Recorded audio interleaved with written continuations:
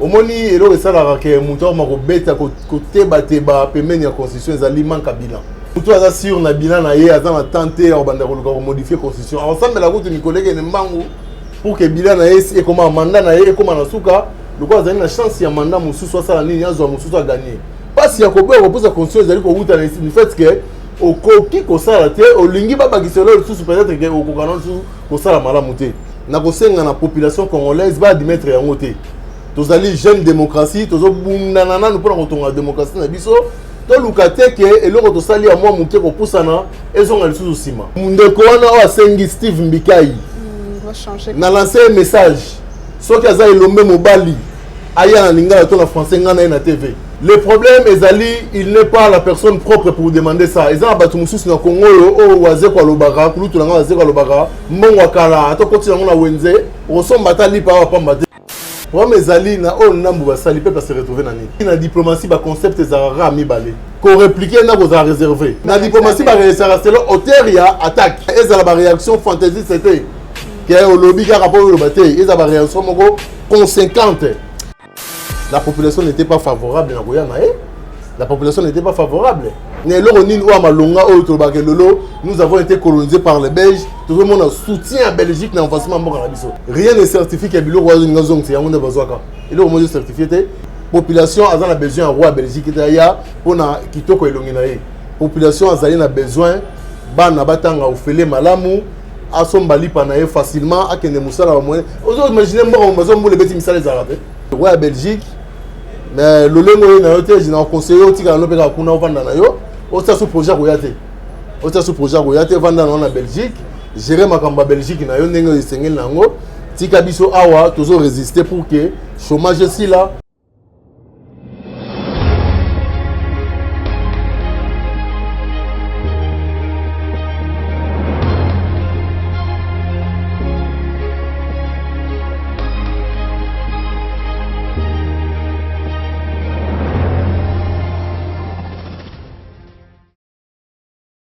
Grande est ma joie de vous savoir nombreux à nous suivre partout dans le monde entier. Bandeko Banda Plus Clair Télévision, Mbote Paibi son Izomi Bino, et bienvenue dans le numéro Yasika. Il y a émission Nabino Vérité de tous côtés. Merci Nabino Bondimi Koko dit ça encore une fois de plus. Judith Kamwana Banda pour Nabino pour vous informer. Namokola Lelo Plus Clair Télévision. Tout un instant pour Nabino mon amboka na kombo ya maître Eric Bila, Zali Bongo patriote résistant indépendant. Na aidé Tokolo Bela Mboka Lelo, Tokolo Bela Oetali Bongo législature, 7 ans, lieu de 5 ans, proposition à mon Mboka Steve Mbikai, Tokolo Bela Petali Bongo ba déclaration Oyoto qui mokonza Mboka Félix Tshisekedi a sali vis-à-vis à homologue naye Paul Kagame, Tokolo Bela pe dossier à taxe RAM. À partir du 1er mars, tu as remarqué fin, il y a un téléphone. Et effectivement, tu as remarqué, tu as constaté, et Zali Bongo, le sujet, Zali Bongo à l'actualité, en République démocratique du Congo. Sans plus tarder, n'a pas maître Eric Bila pour Nakoyamba. Merci beaucoup, moi Namboka, Nanengo Yamingaï, et c'est moi trop. Il y a devant caméra, il y a Plus Clair Télévision. Bandeko nyonso surtout bozali baku ya kolanda biso pe mbote bisika bozali bandeko na biso sur le plan national mbote na bino bandeko bazali na diaspora libanda mboka pe mbote na bino particulièrement bandeko bazali komona passe ya bitumba na Ukraine bandeko na biso étudiants vraiment mabondeli ya mboka ya patriote résistant indépendant ezali pa ya nzambe pona bino nzambe épargner bino na mabenyoso. Merci beaucoup, Maître Rick. C'est nous allons à la Plus Clair Télévision. Merci beaucoup. Avant de commencer, j'aimerais souhaiter un très joyeux anniversaire à Christian Bopate, les référendums, Messi Kaozali, Papa Christian, joyeux anniversaire. Année Ezalaponayo, année Mokoya bonheur, année à joie, année à prospérité.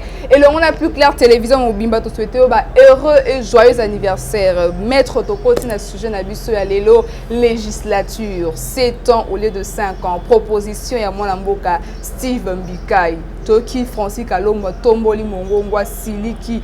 Constitution est changer parce que 5 ans déjà, tout ça est comme sous 7 ans. Alors, Baimbo Kabazo réagir, Téléméli, pas question de changement de la constitution. Nanga Munayo Oyambi Angololengeni.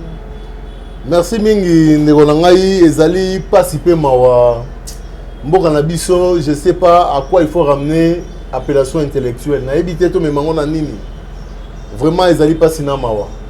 Omoni elo esala ke muto mako beta ko teba pembeni ya constitution ezali manka bilan. Eza manka bilan. Muto aza sur na bilan na ye aza na tenter ya banda ko modifier constitution. Ensemble la route mi collègue ne mbangu pour que bilan na ye et comment mandat na ye et comment na suka le quoi azali na chance ya mandat mususu asala nini azo mususu a gagner. So omoni mutu pembeni ya masolo ya boponami akomi ko kanisa ndenge nini na kosala pona pusa ndenge na kosala pona kende na boye. C'est que mutu wana azali sur na bilan na été. Azali sur te na kopesa message concluant ya musala sali pendant mandat na ye.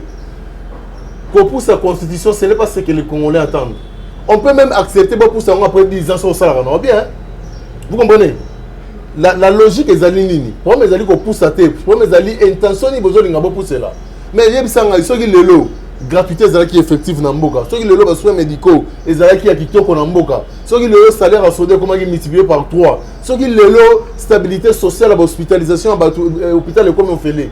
Ata babi ba baksa 50 to babo tikila mutu na 50 parce que tout le monde misala na ye to robo ya to poussa ta parce ya ko boya ko poussa conscience ezali ko wuta na le fait que au koki ko sala te au lingi ba bakiselo sous peut-être que au kokana sous ko sala malamu te. Donc eloko wana na ko senga na population congolaise ba admettre yango te. Tozali jeune démocratie tozo bundana na pour ko tonga démocratie na biso to lukate ke eloko to sali ya mwa muke ko poussa na ezonga lisusu sima. Pourquoi cela n'a pas été fait dès l'entrée de jeu? La question c'est pourquoi en ces moments il y a un débat. Ce qui est intention à l'amour, déjà par rapport à planning et à projection, déjà une année pour ça de manière que tous attendent. Je sais pas moi, il y a ça le recensement de la population, et tout. Mais bon, ça lit plus de la moitié à mandat, beaucoup mis dans souka à quelque part, à quelque une année à mandat si là, bon c'est ça c'est de 1. De deux, et na munoko ni proposition ne outil. Nazara mingi na respect ya batu, na linga ko taxer batu te na TV.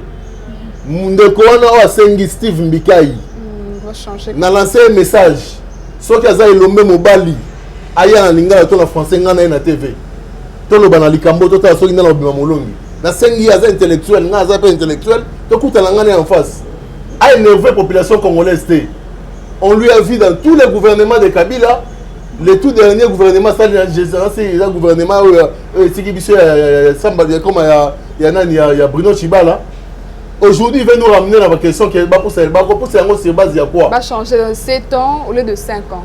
Le problème est il n'est pas la personne propre pour demander ça. Ils ont battu Moussous dans le Congo, au Wazeko Alobara, Kouloutou Wazeko Alobara, Mbongwakala, Atokoti Nango Wenze, Rosom Batali par Pambate. Selon le maître, qui peut demander à ce que tu changes, tu modifies la constitution? Qui peut demander? La population qui se sent heureux avec son pouvoir.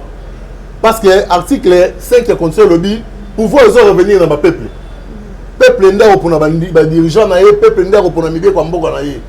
Il y a un lobby. Moutoua valablement, bateau valablement admis pour la Rosenga pour sa conscience. Et ça la population. Et ça population.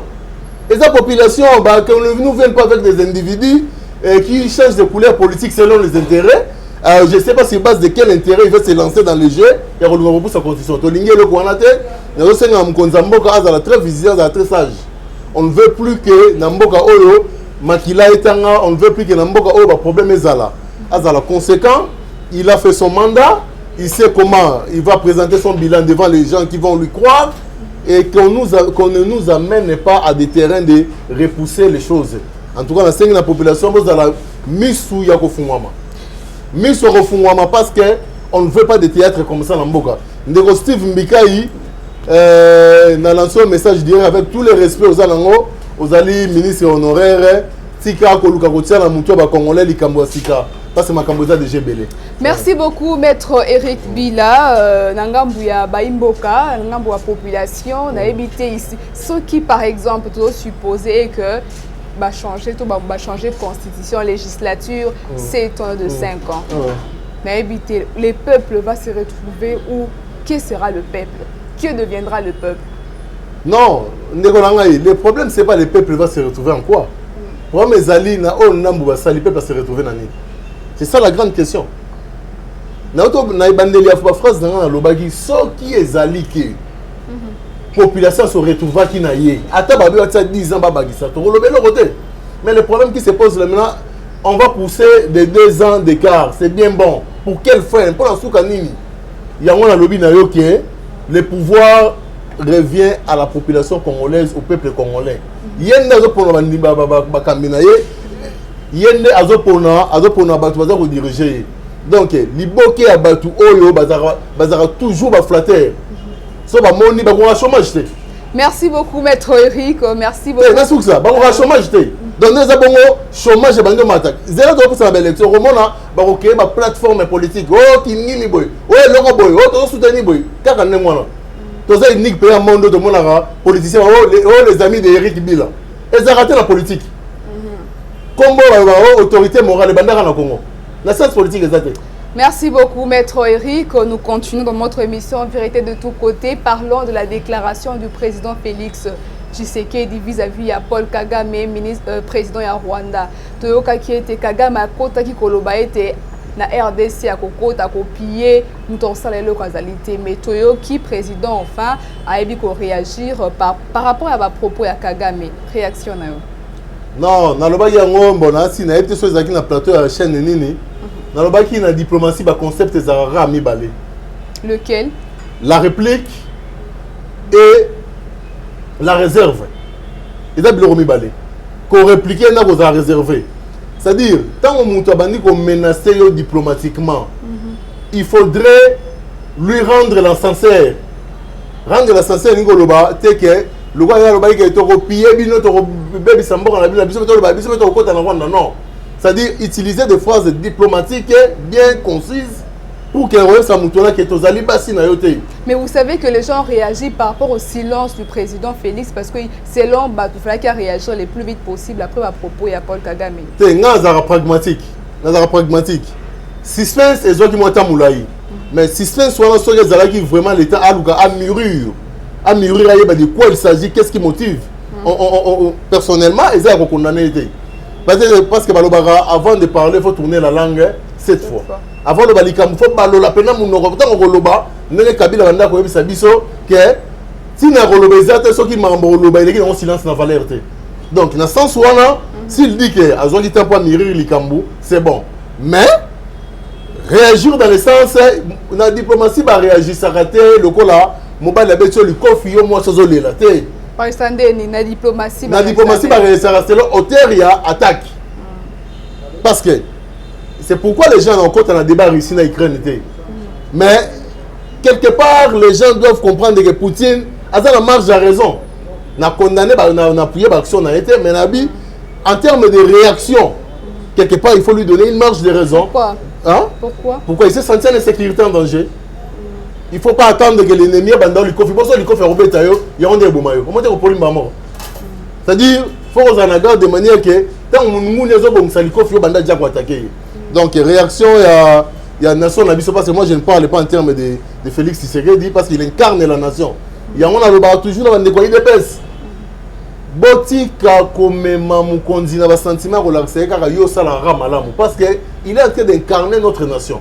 Bissonio se va connaître toujours la katina donc bandeko ba yaka na ba plateau pour le non mboka zo kende bien non azo ba msambo ba béton botika biloko wana et si ka zali na droit chemin bo la qui c'est droit chemin si ka zali ko bongo to so na nzela malamu ya on a lobby bien que ça vient en retard mais ceux qui a mûri réflexion n'a pas réagir na Kagame on est en train de soutenir mais est la réaction fantaisiste c'était que au lobby qui a rapport au bataille est la réaction conséquente. Merci, voilà. Merci beaucoup, Maître. Tu continuer dans l'émission de la vérité de tous côtés, mais parlons du taxe RAM. Dernièrement, Mikolo Soleka, tu apprends qui déjà, ministre Kibasa, va avoir suspension et RAM à partir du 1er mars. Et toujours constaté déjà que ce côté crédit, en fait, tu as remarqué que crédit, tu as remarqué que crédit, bon, ça sous bon côté. Un coup de chapeau, ton remerciement na ndenge que ba appliquer, ndenge ba appliquer, baloba qui mettre le 1er mars taxe RAM.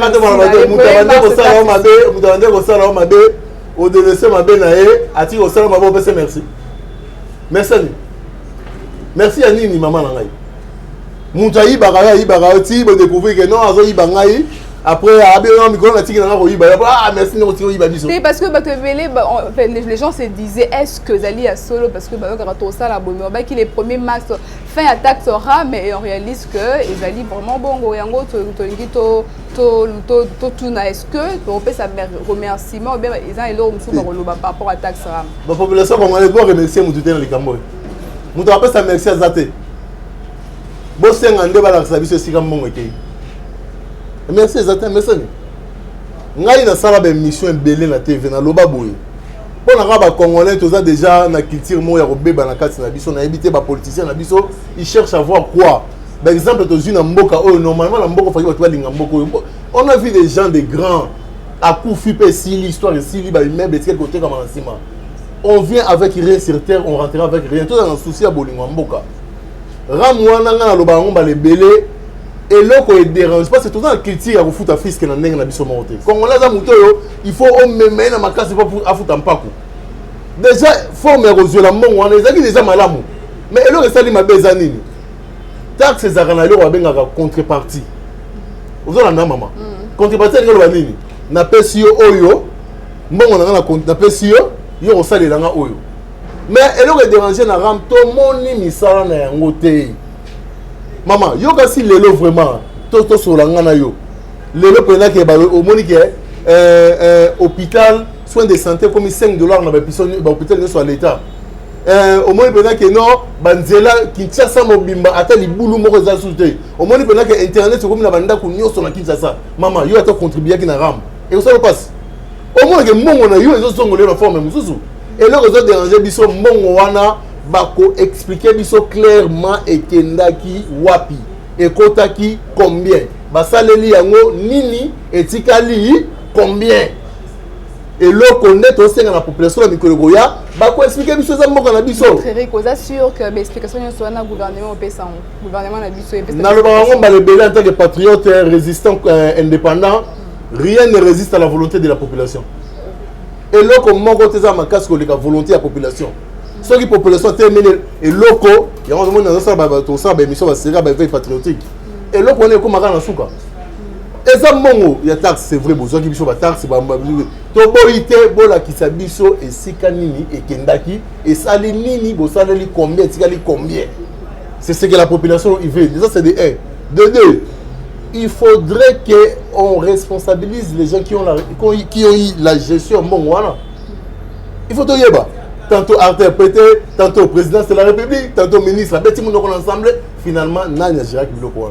Alors, population congolaise, tu as se constituer le jour à venir, tu as ça la mémo, tu as voire même plainte. C'est prévu par la Constitution.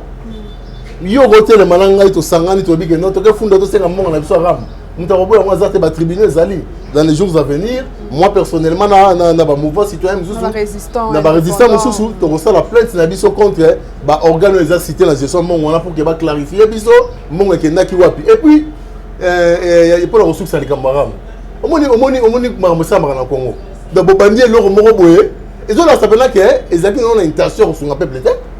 Parce que les vraiment la détermination que est ton ambo que ça maman maman mboka benga bakata ngote eza le roi mwana na yo akomi salité ozoniki azole lo ti ozola te na tunio mwana na komi salité pe na boyo ozoniki mama azole la po nini ni ozoniki wana zo sali oti osola mwana pa azole la loko yebike na suka mwana okoma propre ayoka mulunge ke sila ya ozala kimia tango osisa osokola ya lali upakoli epudi ah to mama ondoni kanga za ipona bien nga ye ça dit eza ndemo na ram ce que ezali peut-être na biti ya kosala makambo malonga na mboka tolingi tokemba na yango ti etongi nzela esisi nzela bandundwa hôpital ekomi ofele baekole etongami mbala moko tosali nini tolali pongia babebe parce que totie mbongo na biso efuti donc bozela na mikolo ezali koya oyo nyonso aliaki info en ram na nzela na ye ngai. Merci beaucoup, Maître Eric. Parlons du report, il y a visite, il y a roi belge, il y a Mabé, il sol congolais. Bon, à partir du 6 au 10 mars déjà, il fallait qu'il couple. Il y a roi et le roi Namolonga Naïba qui t'a pour nous concentrer, tenir dans mon konzambo kamé. Tout qui raison.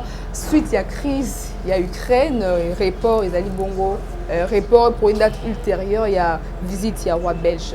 Réaction. Bon, en tout cas pour l'angaï, Soki a été pour conseiller, même si a été vraiment va conseiller madame. Elle nous a les bienvenus. Il y a une crise, pas conseiller. Non, comment on a la crise? C'est-à-dire que Moutadien Belara dit que mon moro. Donc c'est-à-dire que non, mboka la son akei ba ya manga bien te parce que na aussi ko ndima kana yiba yiba ngoblo na bango. Alors au Kenya kuna epesa batukanda madame na vanda na matali kana luka alibini non. Na la crise ya mambo Ukraine. Non, je ne pense pas. La population n'était pas favorable na Goyana. La population n'était pas favorable. Dites-moi en quoi la Belgique accompagne en bien notre nation. Il y a des pour moi. Maman. Nous avons été colonisés par les Belges. Tout le monde soutient la Belgique dans l'avancement de la peut-être à Zoya Pona Basolo là où est il y a la restitution, il y a bien la misère et tout. D'ailleurs, le déjà c'est œuvre d'art. C'est du Toïboï. C'est du Toïboï parce que rien ne certifie qu'il y a une maison. C'est un monde de Bazoaka. Il est certifié. Et puis, il est important pour la biso. Ba pesa biso ba équivalent à ba dommage et intérêt na mboka na biso par rapport ya exploitation ba salela yango banda bazoka yango à l'époque wala ti lelo obi mbongo bonne côté na Belgique alors bon se contenter aux gens c'est le logo comme vaguement comme ça non tous ceux qui bloquent la non bloc wana na ba misé à Belgique et côté ici ba millions d'argent c'est-à-dire normalement la mboka na biso fait ça là toute une commission pour évaluer le coût l'inventaire financier au côté de la Belgique voilà bazwa mongo wana o ba exploiter na biso bazon sélection na mboka to canaliser pour la mission na mboka donc koya roi Belgique c'est un non événement population a na besoin roi Belgique ya pona kitoko elongi na ye population azali na besoin bana batanga ofele malamu asomba lipa na ye facilement akende musala wa moyen ozo imaginer mboka bazo mbule beti misala ezarate ta niveau c'est-à-dire moule le beti ba bande ya boulot ezate pas nini Nzele baby, non c'est pas normal. Donc roi Belgique, mais le lengo na yote j'ai conseillé au tika no peka kuna vanda na yo, au ça sous projet royate. Au ça sous projet royate vanda na Belgique, gérer makamba Belgique na yo ndenge esengel nango, tika biso awa toujours résister pour que chômage si là, toujours résister pour que bana batanga malamu, toujours résister pour que hôpital comme ofele, toujours résister pour que bino ba journaliste ba kanga rabino te so bolobi vérité, bozo ça musala passe. Bazo au Kangabino, bazo au déranger bino, mutarobima, comme l'angana nini. Liberté d'expression est allée. Moto va voter les meilleurs déjà moto à lobby ma base ko kende contre la loi. Donc biso toujours lutter pour que bino bozala bien, alors que les rois de la Belgique ne nous amènent pas yé pas naé. Nous allons la soutenir hein. Banzela au buka les até. Hein pas naé sont déjà avancés. Na mbongo na biso Congo, ya ba objet d'art na biso côté ba millions na mboka naé alors qui ne nous viennent pas nous amener dans le théâtre, tout que yamba tout ça. Non. Moi personnellement, je pense que c'est la volonté de Dieu et des ancêtres. à communier ce soir. Maître Rekozali, patriote résistant indépendant, Nangambu yaba résistant au ya la Mouka na quartier 3, Toyoka ki mikoleleki était bagressa ki 4 moko ya UDPS mais tozali koyoka na Nikolo que bakanga ki ba jeune et belé bon nombre monto éviter bakanga ki ba jeune et puis ba mema ki bango na justice il paraîtrait il semblerait ba condamner bango ba pesi bango ba monde ya kofuta mais en fait, qu'est-ce qui se passe? Ou qu'est-ce qui s'est passé?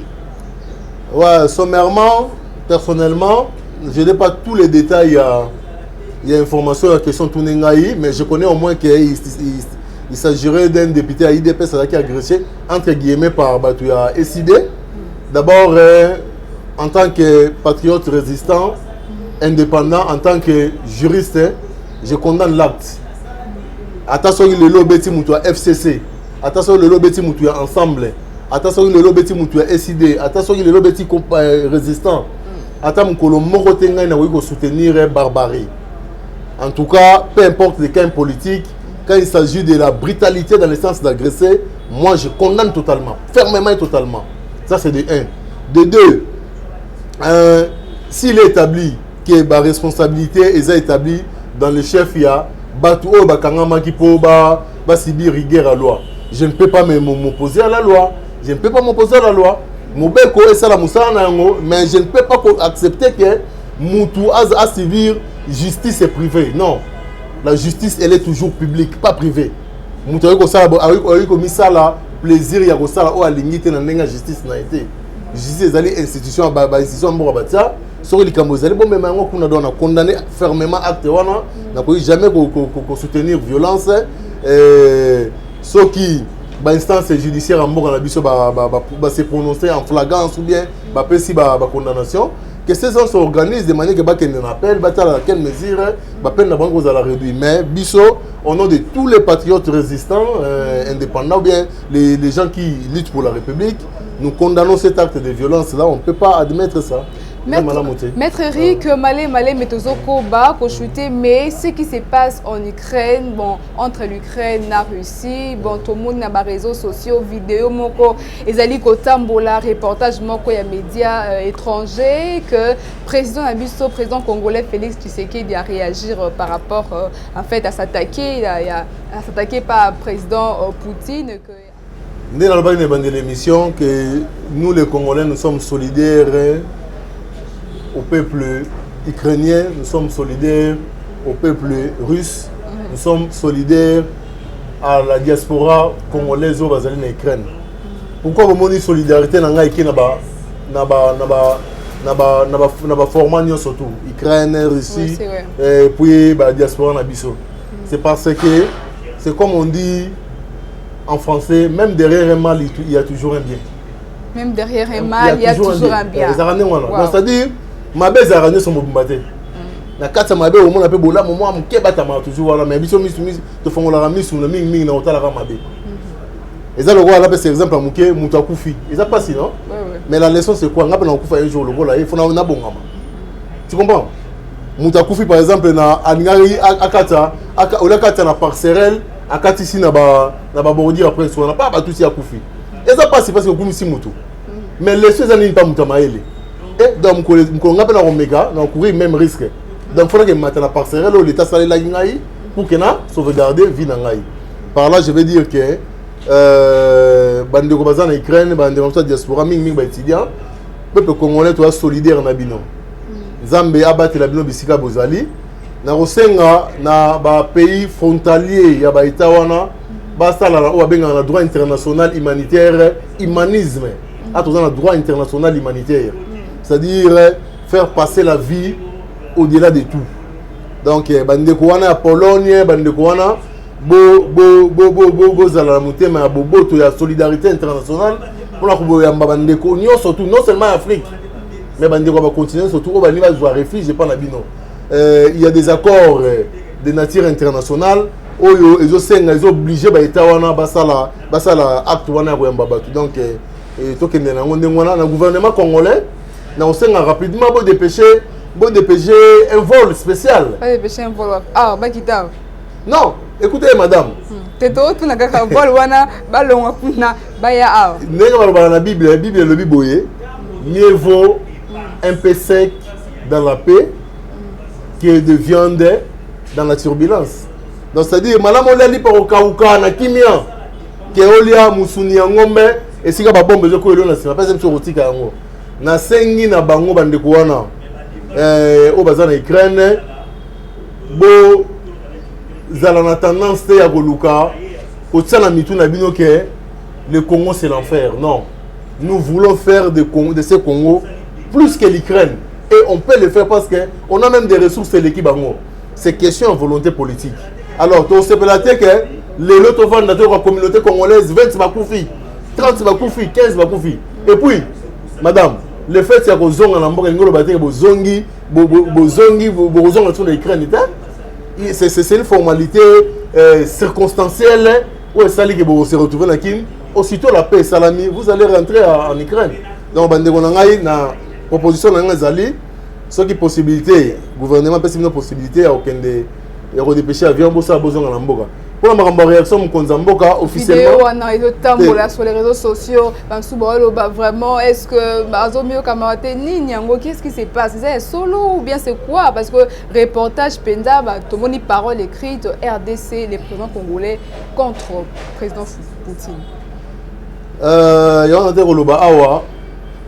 Mokonzi le chef est l'incarnation de sa nation. On parle madame Mokonzi ala ta nation na mobimba lelo. La personne qui nous incarne, c'est le chef de l'État. Alors, on a dit que le baboué, La vidéo est à la vraie, tout est à la faux. Ça n'engage que les gens qui les publient. On a la certification, tu es sur les solo, tu es sur les Lukuta. Mais là, on a lancé un message, c'est d'user vraiment beaucoup de réserves dans le sens de la communication.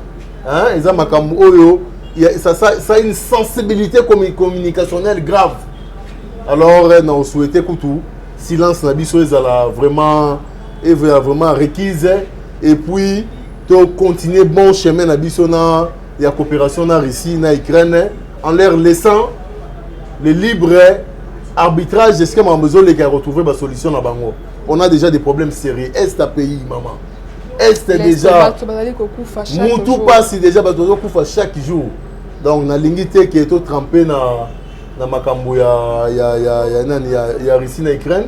S'il y aurait un message à donner, que les chefs de l'État puissent préconiser la paix. Voilà le message. Est-ce que nous, la RDC, on peut tirer une leçon entre Ukraine et Russie? La leçon, c'est que quand un État se sent en danger, il doit réagir. Quand un État... Leçon, très bien, on a une question, moi, les Makassi. Ça s'appelle non Makassi.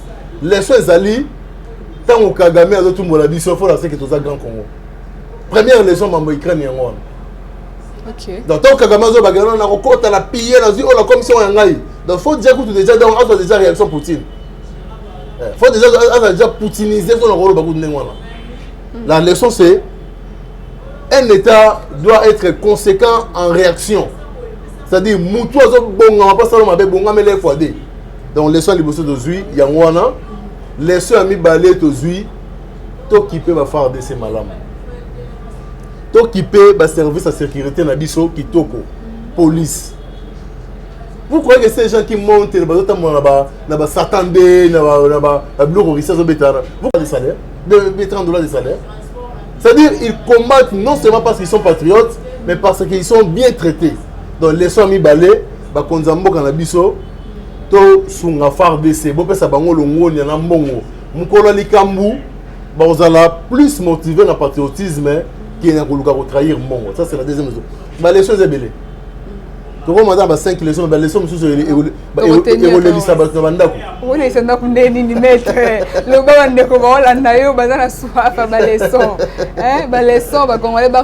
par rapport à la situation il y a Russie na Ukraine. Non, les leçons sont et ça là tu passes dans la route et comme mon bébé mais les leçons principales n'a pas il y a le monsieur Zali Mboka Azara na force à réaction na attaque surtout. Il y a mis les alliés qui occupent la FARDC bien, qui occupent la policier bien, qui occupent le service surtout la sécurité malamou pour que l'on ait la banque aussi ça tout malamboka. Merci beaucoup, maître Eric Bila. Tu as commis Nasuka émission vérité de tous côtés. Avant tout, Kabouana, maître. Vous allez patriote, résistant, indépendant. Tout le monde a résistant, dengue, bozo télé. Tout le monde a marché en ambassade de France. Tout le monde a une Union européenne. Tout le monde a résistant, bozo bunda bunda pour na kotombo la mboka. Ba ndeko balandio ah on a RDC banda mboka partout. Ba abonné à Plus Clair Télévision. Ba retenir ni message au memeli bango na passage na pour la Plus Clair Télévision. Avant de conclure, dans le point mort où ça n'a pas si lobby, mon émission est proche de la population. Yo tous allez bateau, tous communiquer ba bonne valeur dans la population. Tous allez bateau to lingi population ça za la rola muka pour na bolingo mboka. Lobby na linga na matete. Nazo ke ta la famille na ngai. Na moni bena banderole mati likolo na entra banunu wana. Mutu mo bona otanga kombo na eta za pe mutu ka diaspora soutien et nina ouais Gilles Alingé tenait la botanga IGF Gilles Alingé nazo senga na ndeko wana alonga ba banderole na ye ça fait honte et ça la soni makasi pona mboka monsieur Gilles Alingé te azali muto na yebi personnellement azalaka directeur na ngai na DGRK. Moi j'ai travaillé aussi à la DGRK. Il était mon directeur, il y a dit Cornef, service à dit Cornef. Donc na senga na monsieur wana mais tout le monde qui a ngoza et monsieur Eric Bila tout le monde Eric Lucas. Eric Bila bon moi mabuso bana. Eric Lucas na tellement maître sur ba makambo kotinga Eric Lucas. Eric Lucas si Gilles Alingi te soki nana non. Ça ce n'est pas bien. Ça ce n'est pas bien. Dans senga ndeko inspecteur général et il y a inspecteur il y a IGF monsieur Gilles Alingi est chef de service a benga moninga na ye a débordé na ba amitié. IGF faisait service moral discret, c'est-à-dire ça doit revêtir la discrétion. C'est un partenaire de parquet. C'est un partenaire de la justice. Est-ce que les alliés peuvent encourager pour l'amour des faux banderoles? Non, attends, il a besoin d'encouragement. Est-ce que Jésus a besoin de publicité? Jésus-Christ. Moi, en Zambie. Il a besoin de moi. Jésus son déni. Non. Lui, il est en train de faire son travail. Son travail, c'est l'audit. L'audit public, c'est-à-dire auditer comment service public, malversation ou bien contrôler, s'assurer la gestion financière. Point barre. Moussa les a dernièrement. Ceux qui ont la mission d'évoluer au Yébi, ils allaient Babengio Awa, tout le monde est gestion de contrôler. Ça n'a rien à voir avec les musiciens. Ça n'a rien à voir avec les banderoles. La scène de Eric Lukasi.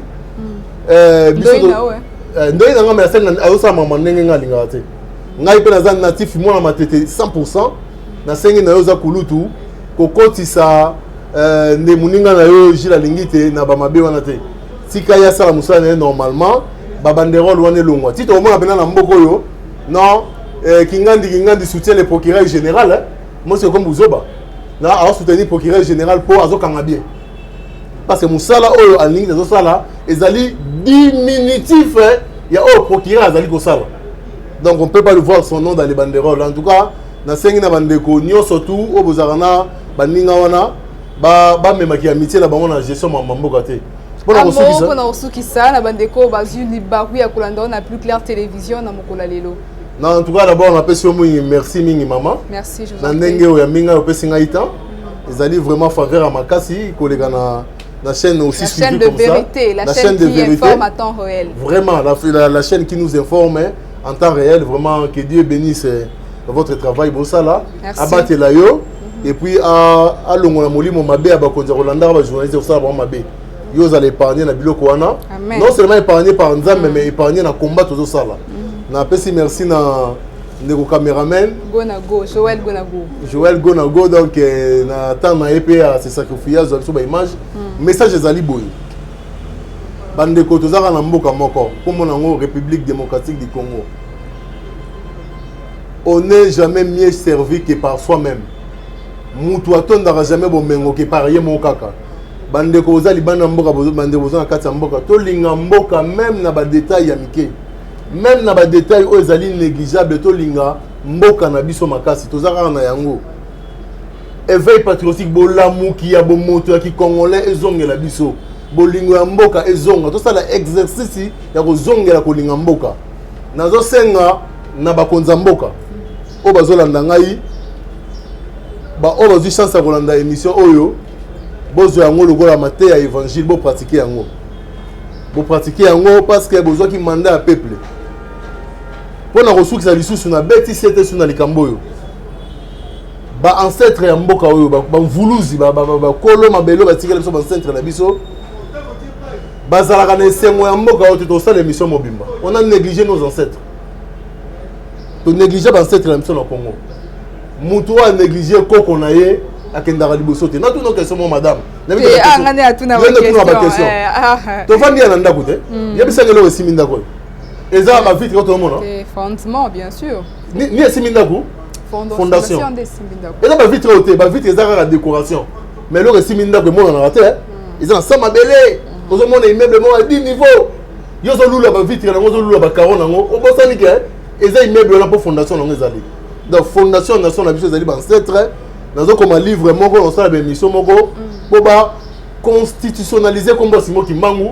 Et puis toute cette journée moko férié uniquement pour nous fêter à ancêtre na biso na moko. Merci beaucoup. Numéro à téléphone pour na bateau pour rejoindre d'une manière particulière. Numéro à téléphone n'a pas s'arrêter pour un comme on dirait. Peut-être moi MPSA, moi Western Union, c'est un vrai combat. Numéro dans les alliés pas maman journaliste, mais mingi na numéro dans les bengangai pesa ngai suggestion. Critique. Pesa numéro thème maître, bon pesa suggestion des. Tes numéro ba oza pas na yo. Oh là, aza besoin numéro na nga oza pas. Maman numéro na pas na ngai. Pas maman journaliste, bengangai pour na pesa ngai suggestion. Bengangai pour na ko critiquer nga objectivement. Pour na zape mutu. Na pas ko tenga ma liloba critiquer ngai objectivement benga ngai pona ko kokopesa ngai idée na yo na lobela na TV so za incapable de lobela na TV. Donc merci mingi na pour une dernière fois madame Oyambingai le sambo na ngai zali nzambe pambola République démocratique du Congo bundela biso na banguna na biso nyoso tout longola mabe na nzela ya mboka na biso et puis punir batu nyoso tout bazo détourner mbongo na mboko yo bano bakufaka na ba clinique bano bazo kufa pona kozanga lipa milimo na bino nyoso sangana elanda batu wana bomengo na bango ezonga na Congo bango nde bakende na bobola esika ba okende. Oui, merci. Merci, maître Eric Bila, patriote résistant indépendant. Merci de nous accorder bisoton na mission na biso alelo. Merci madame, merci beaucoup. Merci Nabino bande Kolanda Plus Clair Télévision, bozala qui est belé partout dans le monde entier. Kolanda, la chaîne de vérité, la chaîne qui vous informe à temps réel. Lelo Toyambi pour Nabino Toyamba qui pour Nabino maître Eric Bila, boyo ki ndenge apesi analyse na lecture na par rapport il y a bas sujet d'actualité ya mboka na biso République démocratique du Congo. Alors vous avez besoin de rejoindre les Kapananga et pour nous couper sa suggestion et vous allez les bienvenus. Merci à la grande équipe technique qui nous accompagne pour ce grand travail. Merci à Joël Gonago, chasseur d'images. Vous avez la vidéo, likez et partagez en go. Aux Ulibakou et pour la toute première fois. Abonnez-vous massivement sur la chaîne de vérité Plus Clair Télévision. Je ne peux pas finir cette émission sans souhaiter encore une fois de plus joyeux anniversaire à Christian Bopate, les référendums, journée malamu, Zambe Abatilayo, Azon Sabe Apesa, Soba Mikole Bele, Nabo Moinayo. Merci beaucoup à Dacosta Mondele El Capo qui assure le montage, Nakati à Plus Clair Télévision. Merci au Cordon au Pima Fuikou.